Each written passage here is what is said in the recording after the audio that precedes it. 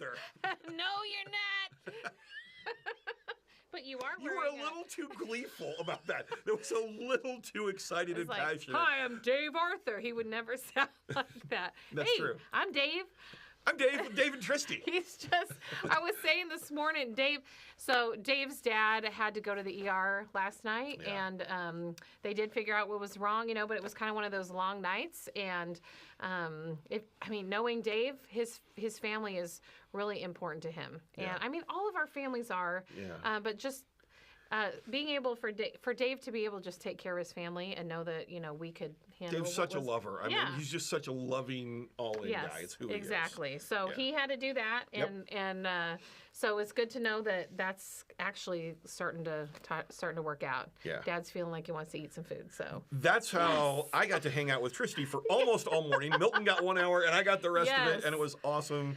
I love hanging out with Tristi. And man, holy there were some powerful moments today. There were. And if you were listening this morning, I hope you caught some because, wow. Which one do we start with? What's the first story you want to tell? Oh, my God. Well, the one that's just only in my head because we just ended was when we played the story of Emma. And that it's just so cool because Emma, I feel like is me or is anyone else who's ever been a college student eating ramen, tuna, and just trying to figure it out. How can I get out of this with the smallest amount of loans possible? Right. And I remember, just working as a server and waiting for someone to tip me and realizing, oh, that's not enough. Just being in college is hard. Yeah. And you are not in a financially stable place. Right. And she gave out of a place that was so unstable, but she knew the hope she found in the radio station. And so she wanted it to keep going. And somebody else heard that story and was like, yeah, she gave what she could. And it inspired him to give what he could, which was $10,000. Yeah.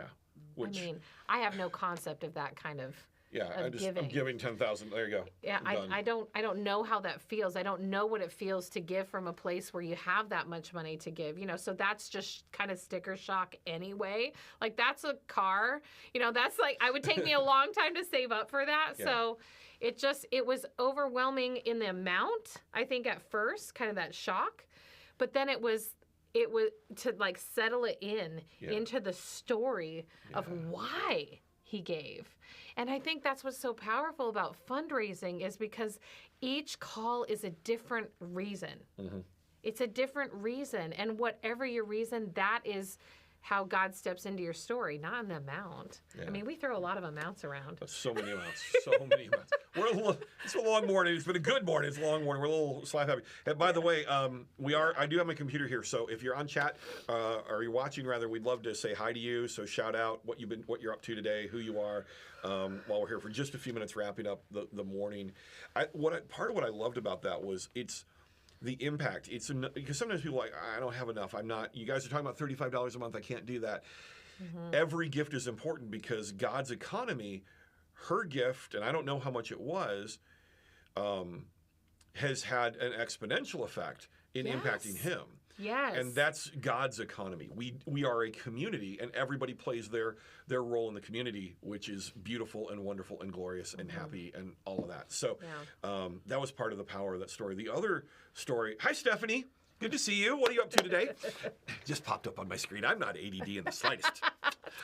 Squirrel! Dead cat. There's a microphone with this fuzzy thing that Grady, our producer, calls a dead cat. So that's right there. Anyway, we had this really cool story that impacted some people deeply because the email. Yeah, so this lady emails me yesterday. Actually, came in yesterday, and she said, "Hey, we're farmers going on our 40th anniversary. We celebrate our 40th anniversary. Farming is very weird cash flow wise. You have to borrow money and then you pay it back over time. That's your operating. That's the way it works. It's very hard." Mm-hmm. And she said, I used to, when Idaho started the lottery, I started playing the lottery thinking, and never to excess, but I'm thinking, man, if we got the jackpot, then we could get ahead. We could be ahead of all of this and everything would be okay. And she's like, finally God started having this conversation with her. And he said, money is a tool. Just like a tractor or a shovel or a spade, it's a tool. but it is not security. And I mean, that flies in the face of a lot of us, what we think about money. So much. Yeah. Myself included. I fall into that trap all the time. Yeah. And so she said, God's blessed us. We're in a good place. I'm no longer playing the lottery after that conversation with God. And she put down a $10,000 and to be in a doubling and tripling challenge. So if someone gave a single gift, it got doubled. If a monthly gift, it got tripled. And people responding to that story of going, wait, no, I resonate with that, and I'm now going to step out. Trusting, not using my money as security, but using my money as a tool was absolutely just goosebump, take your shoes off, we're on holy ground moment again kind of thing. It really felt that way. And it's interesting because inside the studio you kind of have these plans as the song is playing and you're jamming out in your car. We're making plans. Who's saying what? What's going on? Who's going to talk? We're making plans for this is how we're gonna make this next break happen. Talking it through, and even in those plans, the Bible says that you plan your plans, but God directs your path. God, right. And so there was even a couple of times where it just veered way off of what we had planned because God had something for me today. And he had something for you today. There were some moments you're not alone. She said that talking about a story and what they'd said. And I don't know, it just hit me like, you're not alone. Yeah. You're not alone. It's beautiful. So we'd love to hear from you. If you're on again, say hey. Chat, if there's moments that you were like, I don't know what you guys are doing. We'll give you the behind-the-scenes view. Ask the questions. We'll do whatever. We'll give you whatever we can.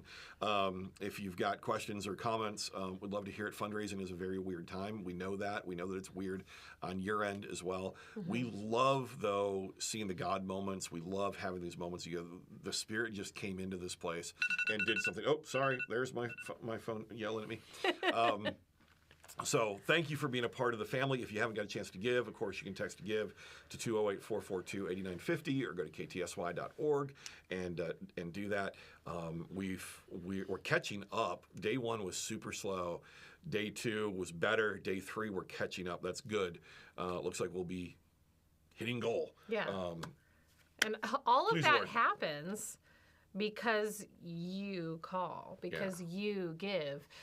We kind of know how things generally go, and we can say, oh, this is about probably what's going to happen. Yeah. But we don't plan for a $10,000 gift to come in. Yeah. We don't plan for that person to say, you know what, I'm going to like $5 a month, and it's gonna stretch my faith.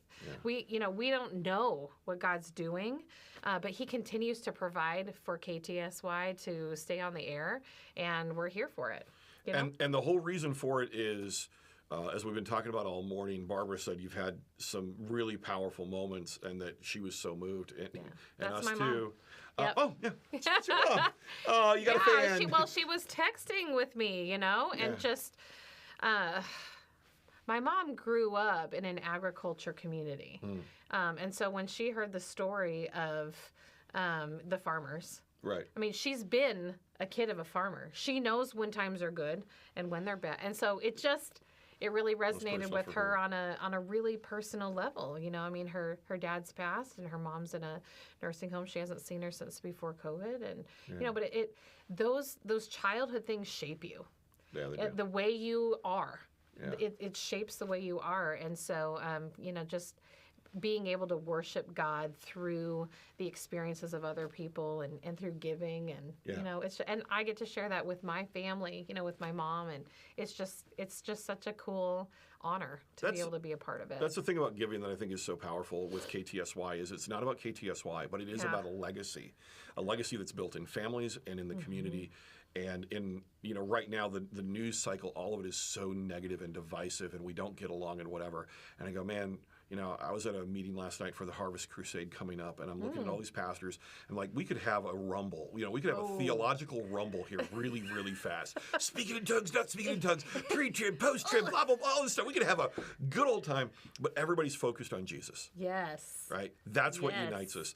And that's what the essence is here. It's that legacy that's being built. So thank you for being a part of that. that. We love you. Thank you for praying during this fundraising time. Please continue to pray. Please continue to give. It is powerful, and it has a huge, huge, huge impact.